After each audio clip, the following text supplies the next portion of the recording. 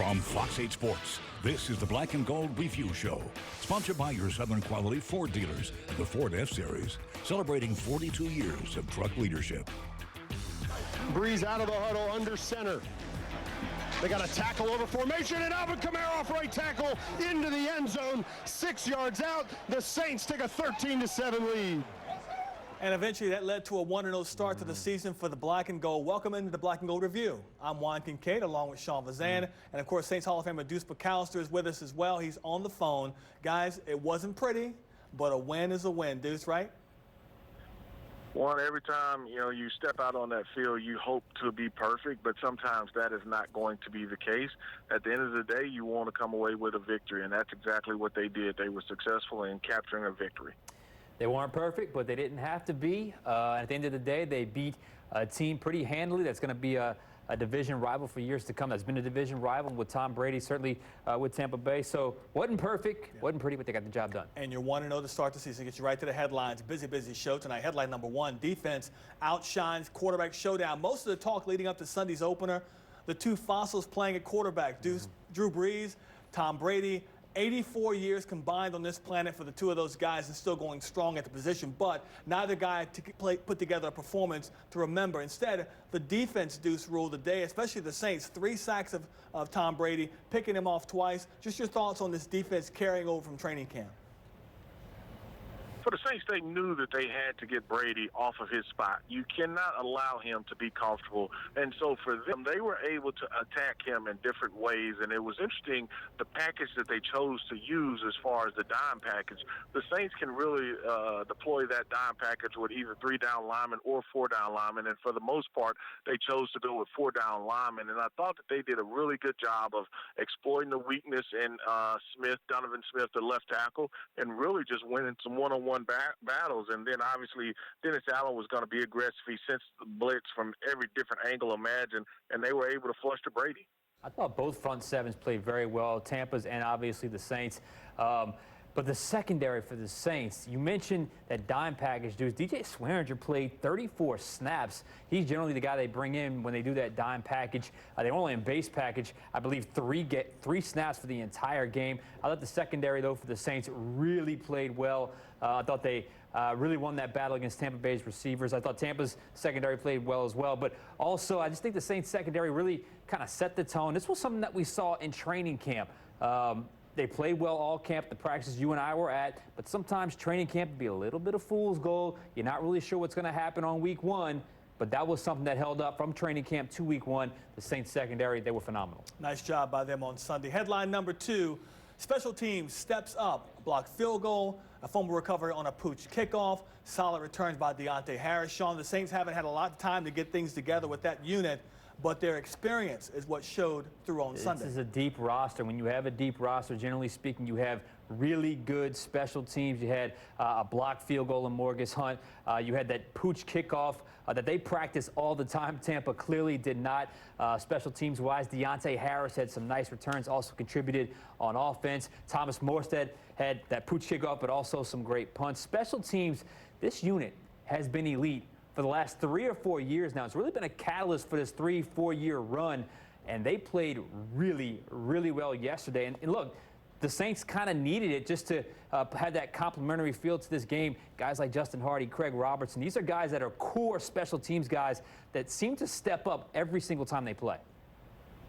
What was interesting to me was really, that was probably one of the hidden strengths that you really knew that the Saints had was special teams. Look, the Bucs, they were still working out kickers with a week or 2 left in training camp, so you knew that they were unsettled in that position. But I thought the Saints could really win the hidden yardage game, and they really did. I mean, I thought, not only from the vantage point of the returns that Deontay Harris had, but thought the defense put a lot of pressure on them offensively to really control, even if your offense wasn't playing at its best, they really control the field position.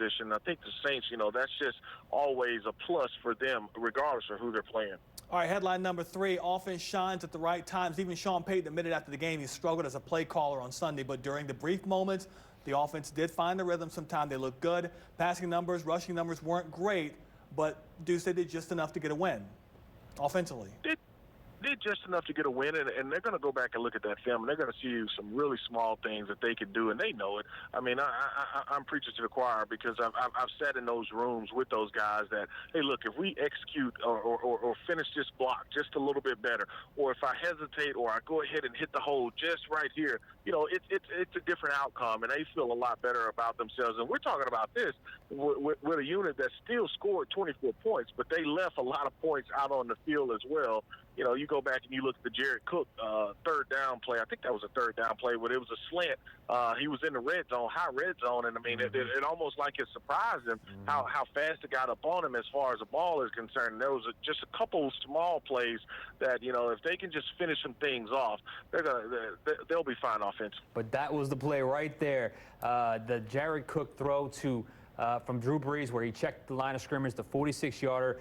The Saints offense didn't have, I guess, the explosive day that you would expect, but they did pick and choose their spots, and they were able to be effective in certain spots. They were able to be effective enough to play complementary football with their defense and special teams.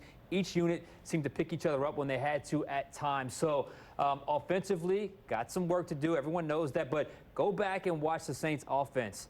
Generally speaking, the first couple of weeks, they're finding themselves a little bit, and then that new tape comes around, and they're able to kind of know what their opponents are doing, and then they get a little bit better each and every week. Headline number 4, Marshawn Lattimore versus Mike Evans. This is always a fun matchup to watch. They don't like each other. Evans, just one catch for 2 yards, was a touchdown, but these two are back and forth all game long. Sean, this is a very professional matchup here, but also very personal. Very personal. It's become a league-wide beef, if you really want to be honest, because Marshawn Lattimore, Mike Evans, that beef has been going on for quite some time. And look, Marshawn Lattimore shut him down yesterday. He had the one catch, sure, but for the most part, he shut him down. He had a couple of pass interference calls, but for the most part, Lattimore won this battle. Now, we've seen Mike Evans come into the Superdome and play well like in 2018, but not on Sunday. Things got chippy right there. Probably have to cut that out, but hey, it's football, and on Sunday, Lattimore won it. Sean, I would agree. There may be a little beef between these two guys. You know, I think as long as you're not getting penalties, it's a healthy rivalry. I think, you know, overall, he really did a good job on him. And, you know, not to say that he doesn't take it personal, but I think he takes it personal as far as, hey, look, I want to be mentioned as not only in a very good or an elite corner, but the best corner.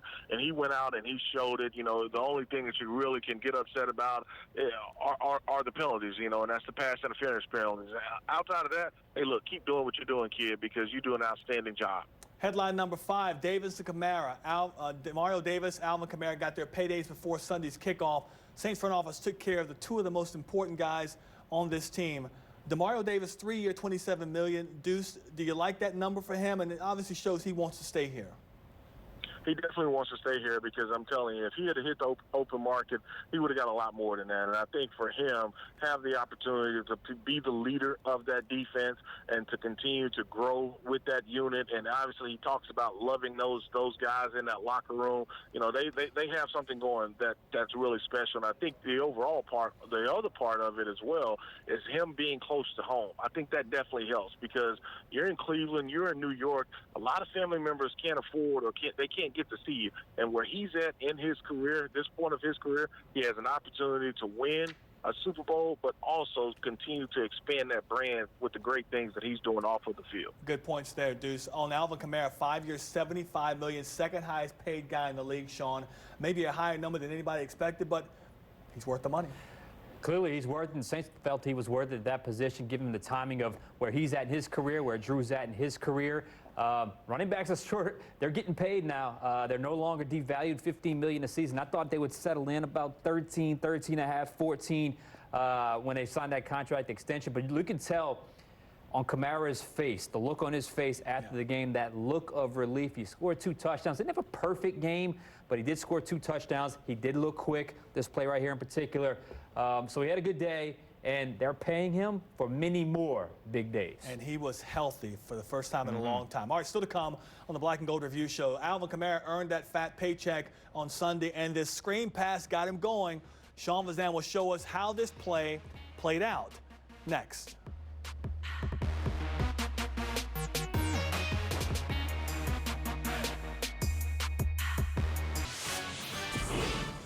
You're watching the Black and Gold Review Show, Sponsored by your Southern Quality Ford dealers and the Ford F-Series, celebrating 42 years of truck leadership.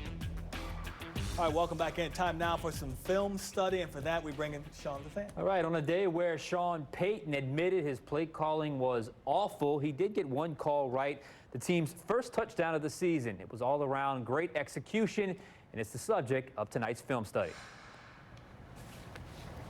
It's 3rd and 10, and the Saints are in 11 personnel of 3 wide receivers, 1 tight end, and a running back, and a 3-by-1 alignment with Alvin Kamara in the backfield. The Bucs are showing cover 4 with 4 defenders at the first down marker to take away the downfield throw. On the snap, Sean Murphy-Bunting drops back to essentially make it a cover 5 with all the cover defenders 10 yards downfield. This makes the screen the perfect call. Emmanuel Sanders, Traquan Smith, Jared Cook, and Michael Thomas are simply clearing out defenders. They know they aren't getting the ball. Now, the 3 interior offensive linemen must sell pass block before allowing their defenders to run past them and get to the next level. This is where Nick Easton springs the play.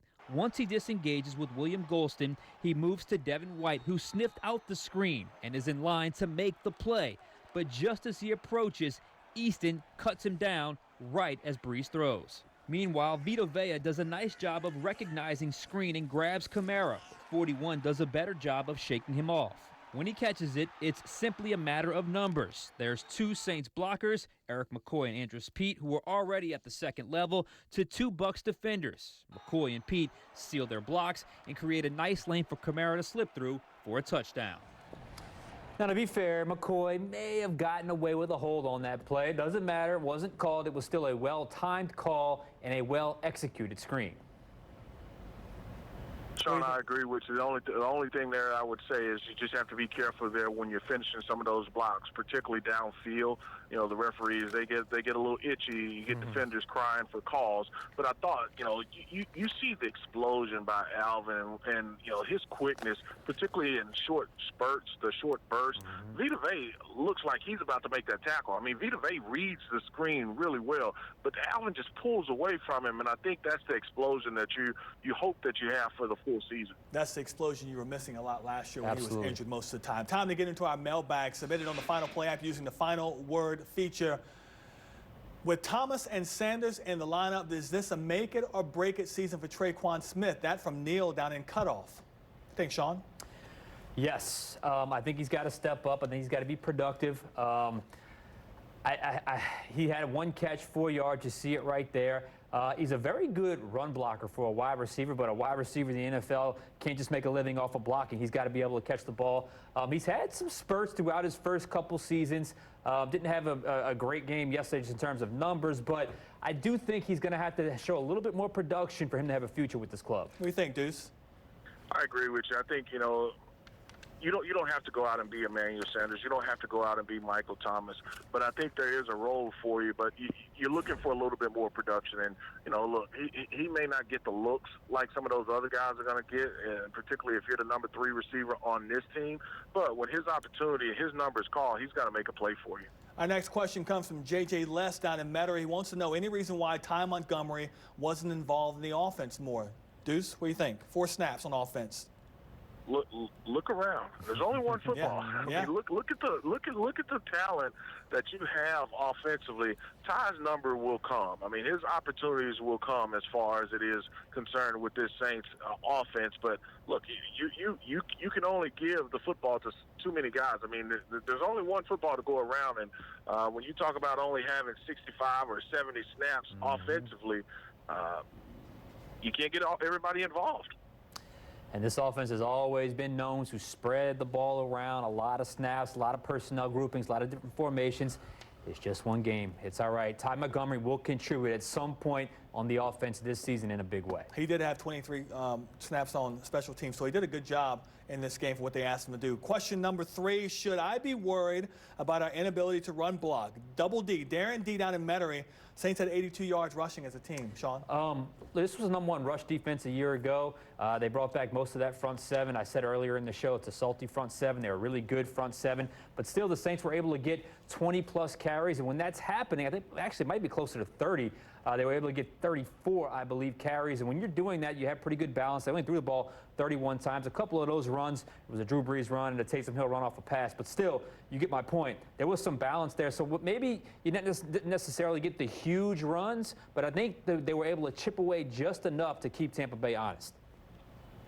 That was one of the things that you knew going into that game, that a 3-yard run was going to, it was pretty just because of how they play and how aggressive Levante David is as a linebacker. You talk about Devin White. Both of those guys like to shoot the gaps. And, look, the Saints offensive lineman will tell you there was a couple times where I just got knocked off by those big defensive tackles, Sue and Vita Vea. So I don't think we should worry yet. If this is a trend after 4 or 5 games, then I think you kind of get a little concerned then, but not after game 1. All right, still to come on the review, we'll talk money as in future contracts and how might the Saints struggle to keep some of their best players. And Saints fans who want to see their team spirit on television can head to the Final Play app, submit a picture, just click the menu, scroll down to the Submit Your Saints Picks page, and from there just follow directions. Tune in throughout the season to see your Who Dat passion on display.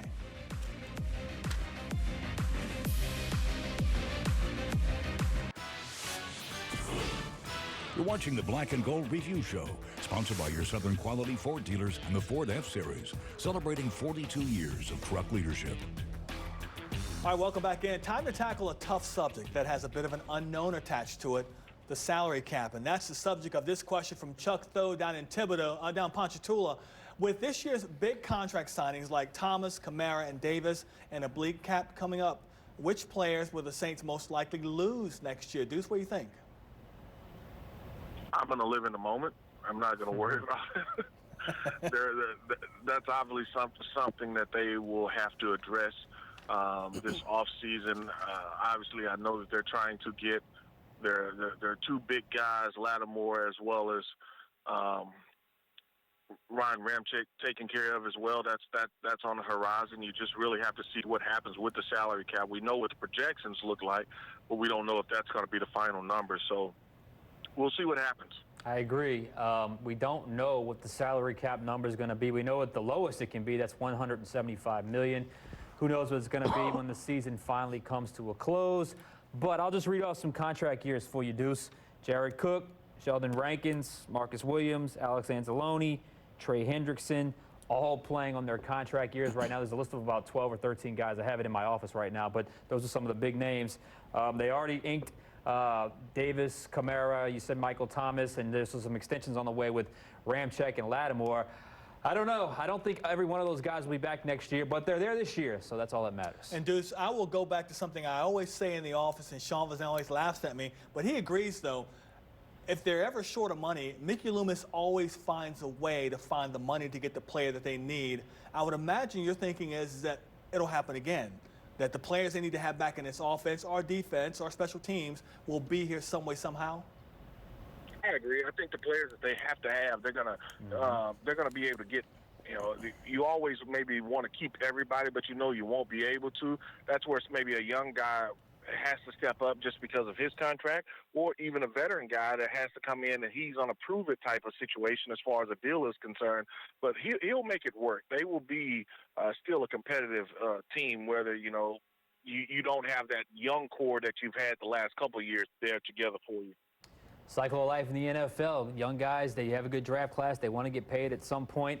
And look, a lot of those guys are going to be up next year. But that is next year, so we'll see. This is why it's always important to A, sign good free agents, but B, you got to draft well to keep that lifeline going from one generation to the next. And there's still the big unknown, Drew Brees. What's going to happen with him next year? How will that affect the salary cap, the team's salary and structure and everything? And then, again, finding out what the cap number is going to be. It's going to go down. Just how much remains to be seen. All right, still to come on the Black and Gold Review. We turn to the page to Week 2, a Monday night matchup in Las Vegas. We'll preview the matchup when we come back.